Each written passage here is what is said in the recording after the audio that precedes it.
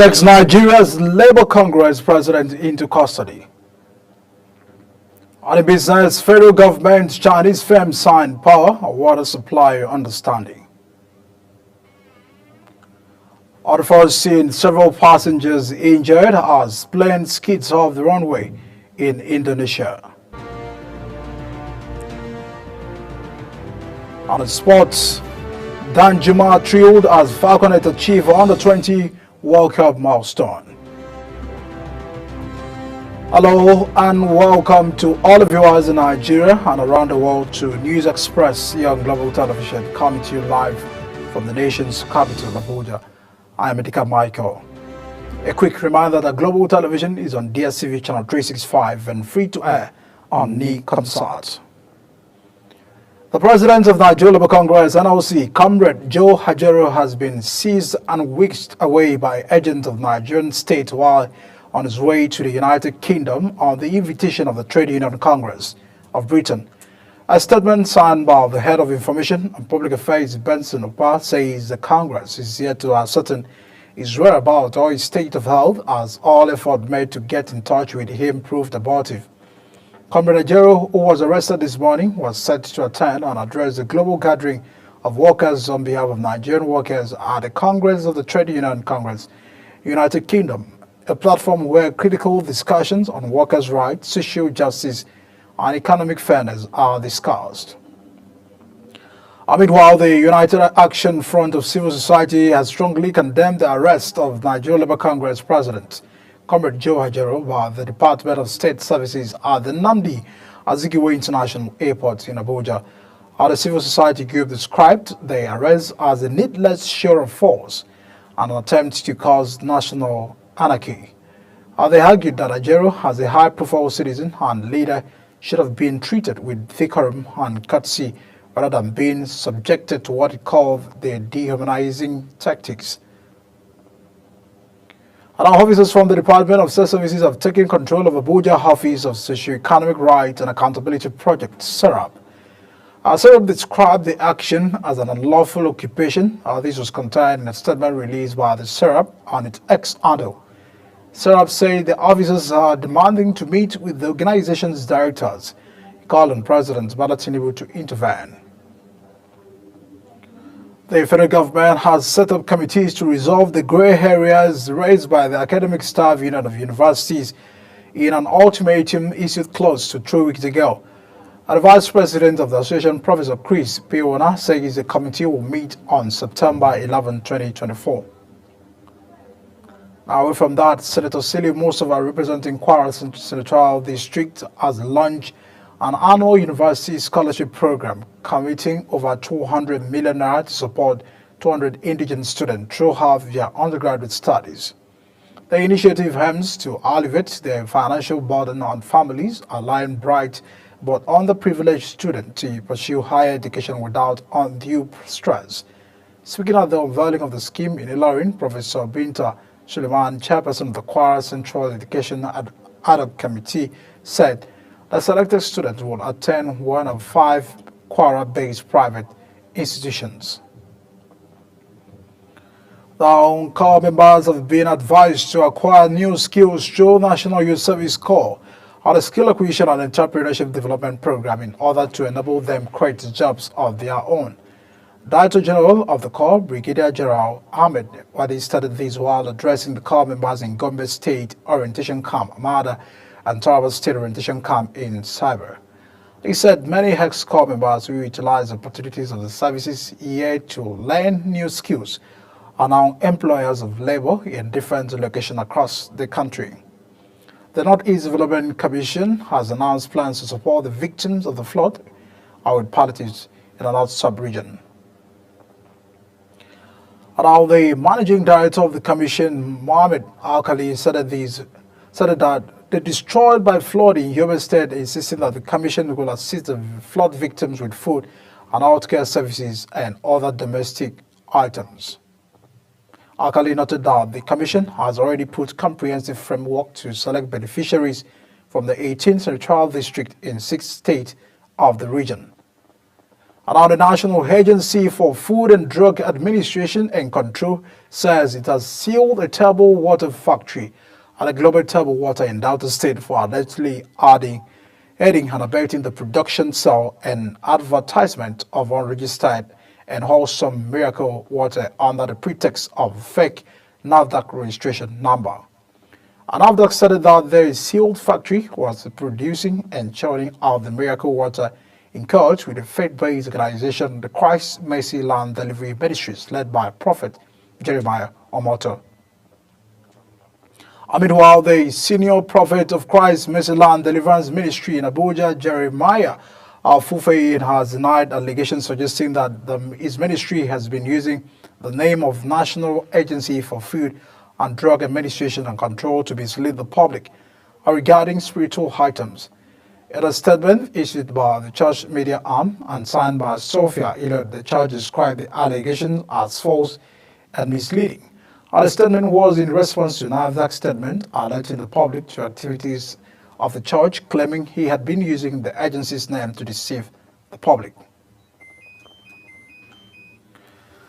The Ogun State Environmental Protection Agency has sealed 5 industries for environmental infractions. According to a statement, the chairman of the Ogun State Task Force on Environmental Compliance and Enforcement, who doubles as the Senior Special Assistant to the Governor on Environment, Farouk Akintunde, who led the enforcement team to seal the companies, said they were shut down after Environmental Protection Agency received petitions from immediate communities of their incessant discharge of untreated wastewater into the environment. You're watching News Express, coming to you live from Nigeria's capital. When News Express returns, WICED signs MOU with Chinese engineering firms for electricity and water project in FCT. Our details of these and more after this break. Please stay with us.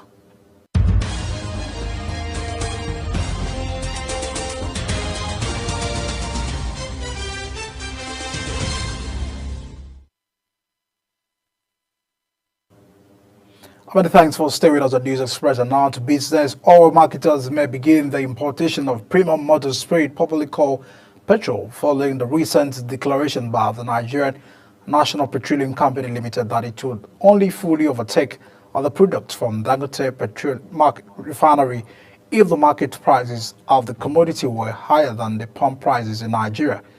NNPC also declared that Dangote and other domestic refineries were free to sell indirectly to any marketer on a willing buyer and a willing seller basis, adding that it has no desire or intention to become the distributor for any entity in a free market environment. This is, however, contrary to what the president of Dangote Group, Alhaji Aliko Dangote, stated last week. The owner of the $20 billion refinery had stated that the refinery was waiting for NNPC, adding that the national oil company will be only off-taker with petrol domestically.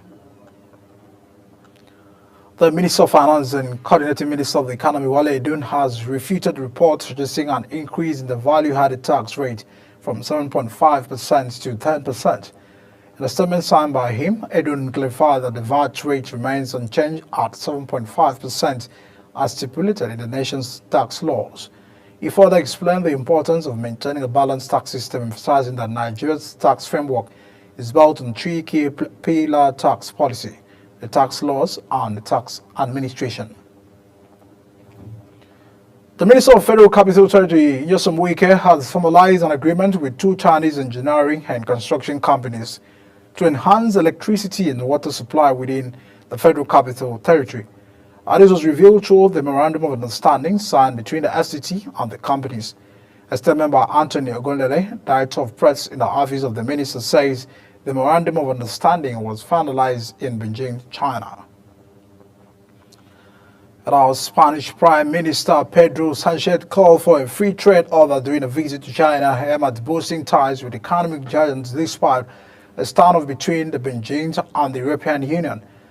Sanchez met local counterpart, the Premier Quint and the Great Hall of the People, on Monday afternoon, telling Spain that it wishes to continue the strengthening the relationship with China.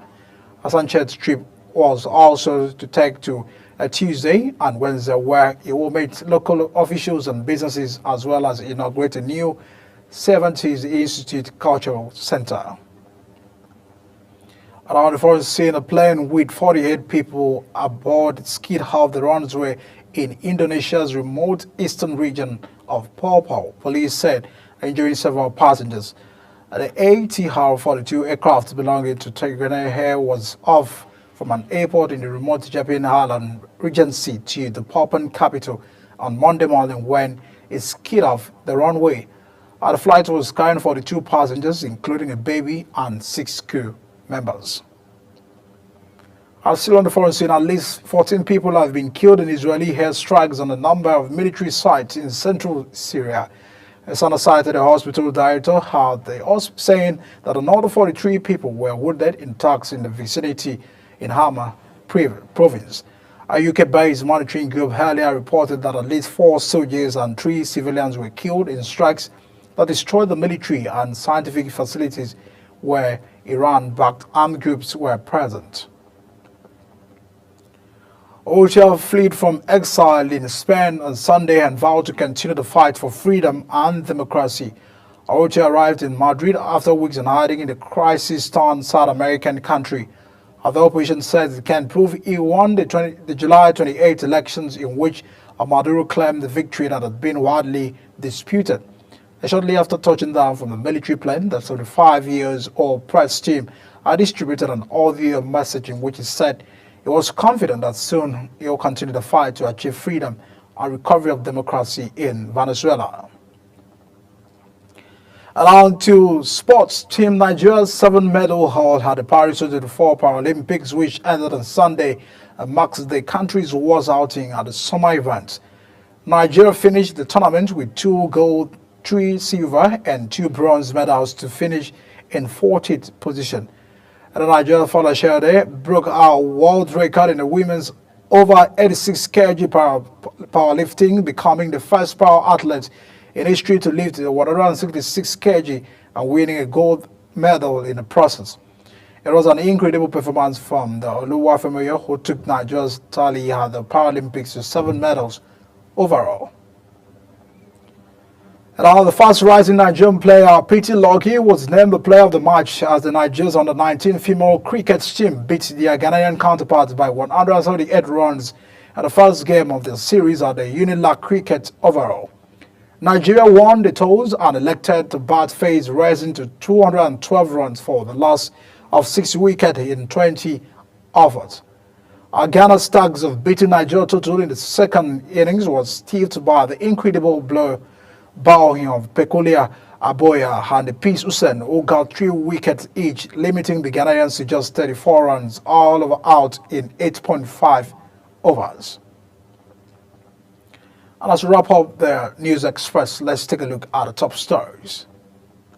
Department of State Services has taken Nigeria Labour Congress President Joe Ajaero into custody. And the business federal government and Chinese firm have signed a memorandum of understanding and power in water supply. On the forest scene, several passengers have been injured as the plane skids off runway in Indonesia. Sports Danjuma has expressed pleasure as Falconet achieved on the 20 World Cup milestone. And as a package on News Express coming to you live from Nigeria's capital, Abuja, we're on DSTV channel 365, Star Times 276, and free to air on Nikon Sats. Kindly follow us on all social media platforms using @Global TV NG and other handles now shown on the screen. I'm Medika Michael. Many thanks for watching and stay with us on News Express. See you again.